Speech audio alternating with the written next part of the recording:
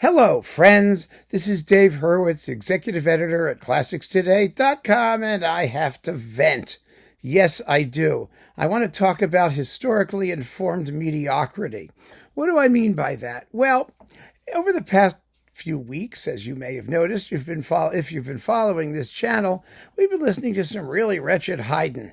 Haydn from Adam Fisher on Naxos, Haydn from Antonini on Alpha, because all of a sudden Haydn is like a thing in terms of symphony cycles where you never thought they would happen. They're all happening.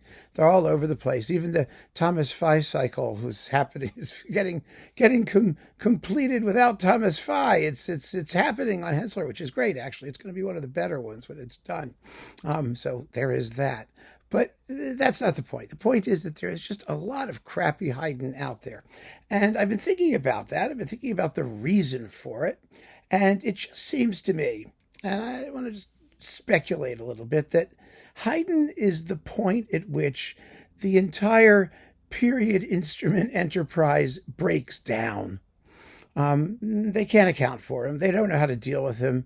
And the reason is because the essence of what they're doing, aside from being somewhat anti-musical, is anti-Haydn. And these conductors just don't get him. They don't get him at all. So let's talk a little bit about what makes Haydn different and special and why their approach has been so wrong and how these historically informed approaches to Haydn wind up so often sounding like garbage, and why modern performances, on the other hand, wind up sounding so much better as often as not.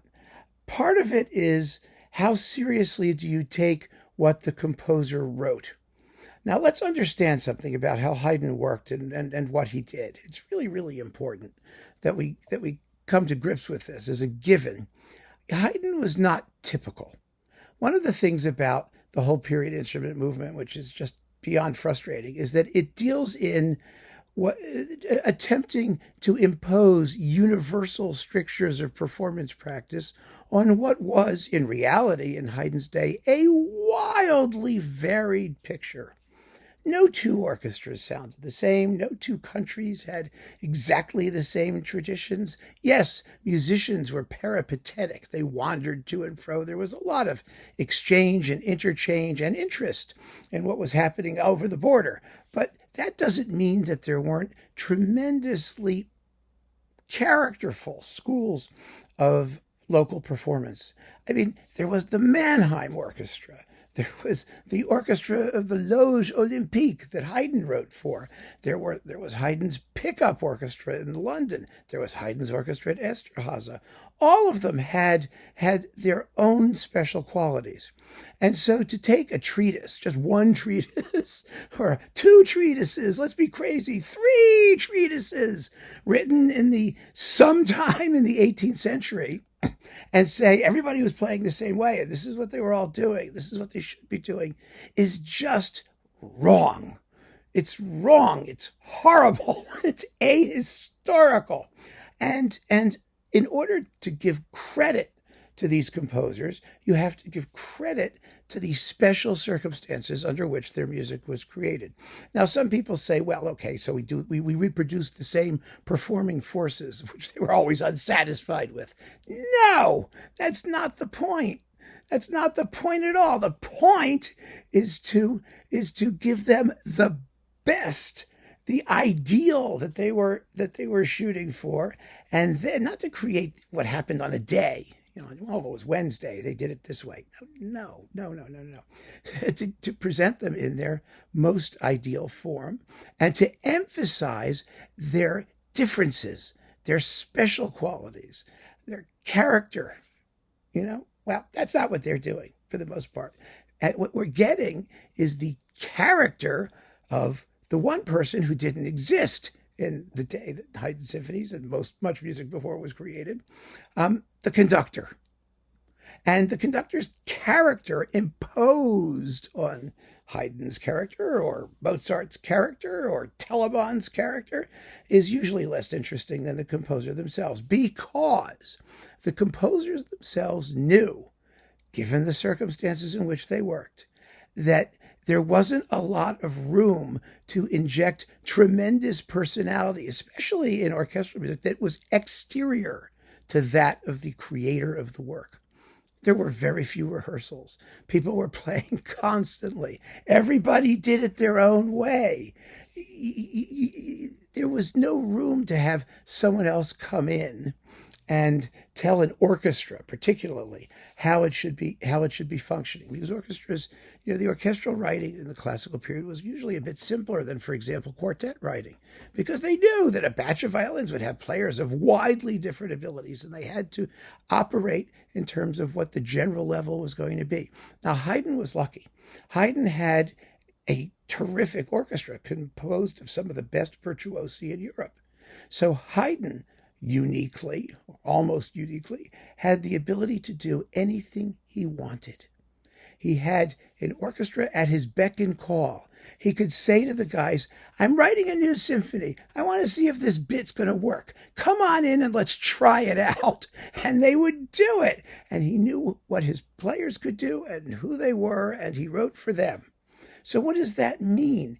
It means that Haydn was not a composer like, for example, like Mahler, who died and he never even heard Das Lied von der Erde or his Ninth Symphony, or Bruckner, who had very few opportunities to actually hear his music in performance and to make adjustments and fix it and do things. Haydn was just the opposite of that. He was in a musical laboratory 24/7, and he could do anything he wanted.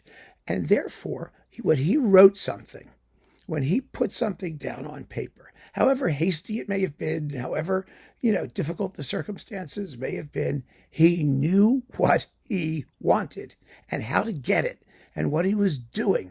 And so you mess with his music at your peril. That's the bottom line. That's the bottom line. You have to trust him first and foremost. And beyond that, that doesn't mean there's no room for interpretation, that you can't change speed or make a crescendo or accent things differently or balance things a certain way. None of that. Of course, that's all true. That's all true. That's going to happen no matter what. That's the nature of performance.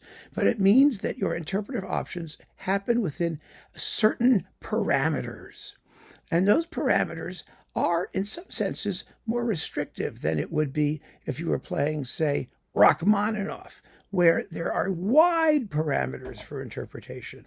Haydn was writing to make his music as effective and foolproof as possible. And he succeeded. I mean, if he was an incompetent, it would be a different thing, but he wasn't. He was a genius. And so these conductors come in and they impose their view, their concept on what Haydn did. And it destroys what Haydn did. I mean, it's just that simple. The more you mess with it, the worse it sounds. And some of the most egomaniacal conductors in the universe, like Leonard Bernstein, for example, they understood that. They understood, because he was a composer, maybe, that it was all there in the music. And his job was to realize it to the max. That was all you have to do. It was all they had to do. But these conductors are different. Not only are they second-guessing what Haydn did, but they have these concepts and they write about what they're going to do. And for me, when a conductor writes about their concept, that is the first indication that it's going to be bad. Because what they do should speak for itself. The music should speak for itself. And, excellence is its own justification. And if they have to explain to you why their view is special, then it probably, first of all, isn't terribly special. And second of all, it's probably just misguided. I mean, that's what you find in these notes that Antonini writes about these pieces and all that stuff. It's just arrogance. And it's arrogance on top of another issue, which is this. What these people do is not terribly special or difficult. There's a mythos, and I really mean this very seriously. I mean, people say to me, when I say this, when I trash somebody doing it, you couldn't do that. Well, you know what? Sure, I could. Any of us could. It's just a function of training. Musicians in Haydn's day were not the brightest and the best. They were not necessarily, some of them were tremendously talented performers. Yes, they were. But it was just a function of training. They weren't the most intellectual. They weren't the most intelligent. They weren't the cream of the social crop, their social class.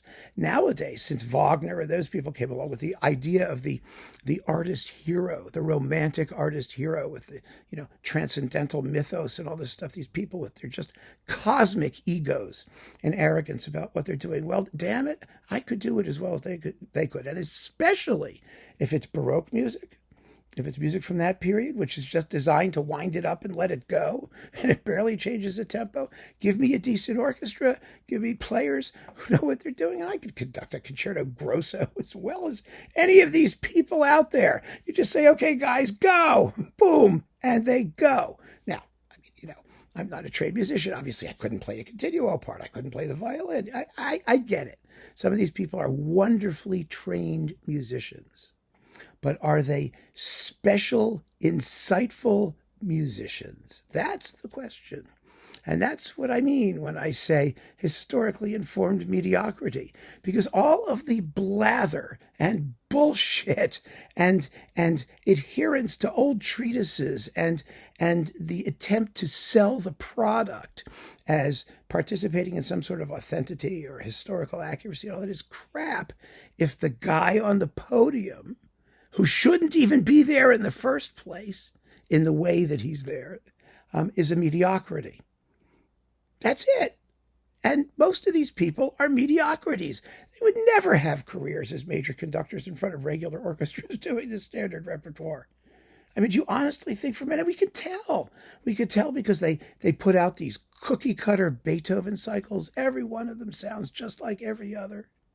You've got this absolute anonymity masquerading as some sort of bold originality. And to the extent that they're original, they have to go outside the parameters of what they have any right to be doing in the repertoire in question, which is just the ultimate hypocrisy, isn't it?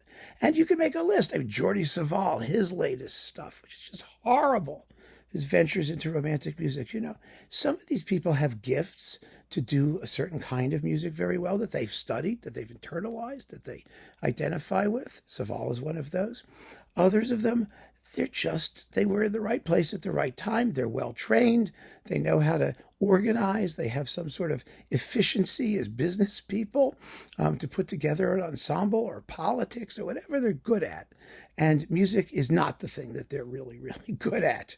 And that's what you have with the Fischer and Antonini. And I just, some of them will do wonderful things. Some of them have done wonderful things, but they very seldom know what they're best at. And they just aren't reflective of the historical circumstances and the requirements of some of the repertoire they've chosen to conduct.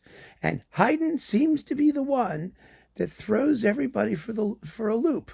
I mean, a lot of conductors, when they were, modern instrument conductors before all this period instrument stuff happened, they also did crappy Haydn because they played him too gingerly.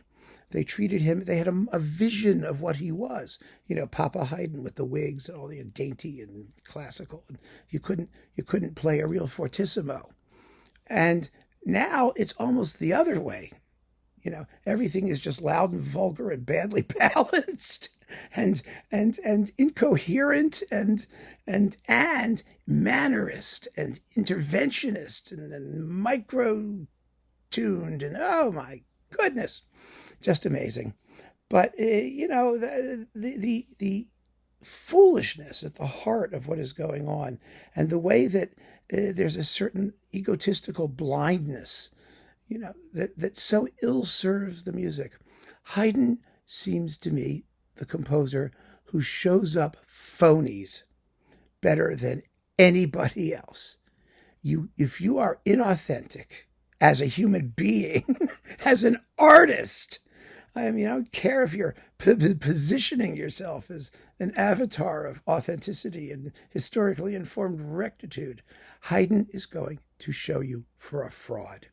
And that's what we're hearing. I'm absolutely convinced of that. So those are just some thoughts I had, and I wanted to just spit them out because I've been terribly annoyed, and I'm terribly annoyed I have the unbelievable luxury, as Haydn did. Haydn had a luxury. He had a whole orchestra at his disposal. He could call him in and do whatever he wanted. Well, I have you. I have you, my good friends out there, my fellow classical music lovers, and I can share all of my grief and gumption, and I'm very grateful for that. So thank you for listening. Keep on listening, and take care.